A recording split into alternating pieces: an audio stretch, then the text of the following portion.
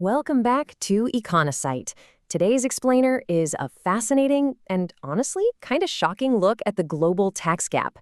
We're going to dive right into the raw numbers to see exactly how different nations fund their societies, exposing the massive geographical divides in economic philosophy. We're setting out to answer one absolutely massive question. How much of a country's economy actually ends up in government coffers? And let me tell you, across the 38 advanced economies of the OECD, that answer is literally all over the map. We're not talking about a couple of percentage points of difference here. We're talking about fundamentally different ways governments interact with their citizens and their wealth. Just check out the massive 26.9% chasm between the two extremes. On one end, you've got Denmark, scooping up nearly half of its entire gross domestic product in taxes. And then on the exact opposite side, Mexico, collecting less than 1/5. That is a massive gap. There's clearly no single right way a country decides to balance the books. Now, before we get into the full rankings, we need to clearly define our core metric, so we know exactly what's feeding into these giant national bank accounts. When we say tax revenue as a share of GDP, we mean the whole shebang. It's a highly comprehensive figure. It isn't just the chunk taken out of your paycheck. We're talking personal income, sure, but also corporate taxes, property taxes, value-added taxes, social security contributions, and consumption taxes. It is the absolute total tax footprint of a nation. So here is our global baseline, 34.1%. Keep this OECD average firmly tucked in the back of your mind as we move forward. Basically, anyone above this line is aggressively pulling in wealth to fund the government, and anyone below it is leaving a lot more capital sitting in the private sector.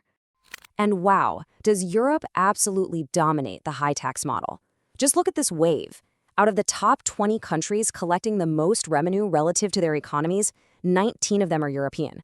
With Denmark, France, and Austria leading the charge, Europe completely owns the top half of the board. But, why is that? It's definitely not an accident. This concentration reflects a post-war European model that is heavily focused on massive public support. It's a social market system where those high taxes act as the necessary engine for subsidized public education, comprehensive national health care, and really robust pension and labor systems. High taxes equal high support. Let's zoom back in on Denmark in that number one spot, because there is a fascinating twist here. They hit that massive number mostly through high personal income taxes, while actually keeping corporate and consumption taxation surprisingly competitive. That is a really crucial nuance. It proves you can be the highest tax nation on Earth without heavily taxing businesses directly. And it's not just the smaller Nordic nations pulling this off either. Major European economic powerhouses easily clear our baseline. Italy is pulling in a massive 42.8%, and Germany, an absolute industrial juggernaut, operates at 38%.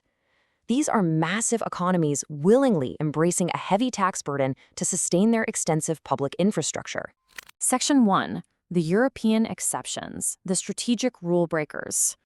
But then we see this really stark drop-off. Remember our OECD average of 34.1%? Well, Switzerland drops all the way down to 27.2%, and Ireland goes even further, pulling in an incredibly low 21.7%. On a continent practically defined by high taxes, these two are glaring exceptions. So what's going on here? Well, these two outliers are using their lower tax burdens as a highly calculated magnet for global wealth. They aren't just forgetting to collect taxes. This is completely strategic. Ireland keeps its burden super low to attract multinational corporate headquarters. Meanwhile, Switzerland leverages its tax system and historical banking privacy laws to dominate as a premier global financial hub. They intentionally trade high tax revenue from massive foreign investment. Moving right along to Section 2, the Americas and the shift to a lower tax burden.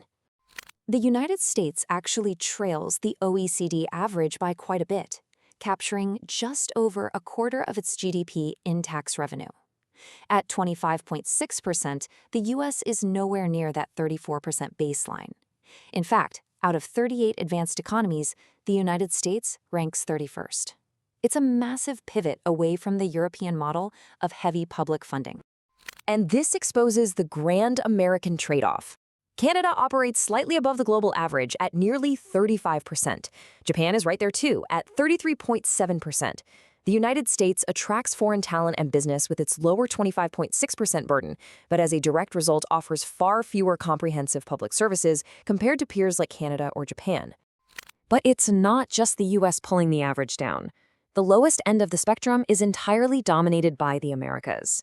Costa Rica, Chile, Colombia, and Mexico sit at the very bottom of the global rankings, with Mexico coming in dead last at rank 38 out of 38, taking in just 18.3% of its GDP. When we line up all 38 nations side by side, the overarching narrative is pretty undeniable. Geography and strategic economic philosophy absolutely dictate your tax burden. You see this heavy block of European nations clustered right at the top, a steady middle ground, and then a really sharp drop-off when we hit the Americas and strategic rule breakers like Ireland at the bottom. It is a striking, perfect picture of global economic divergence. Does the competitive edge of lower taxes outweigh the societal benefits of the European high tax model? We've seen the data, we've seen how Denmark uses taxes for massive public support, and how Ireland and the US leverage lower burdens for a competitive edge and private wealth. The numbers certainly don't lie, but deciding which system is ultimately better, well, that's entirely up to you.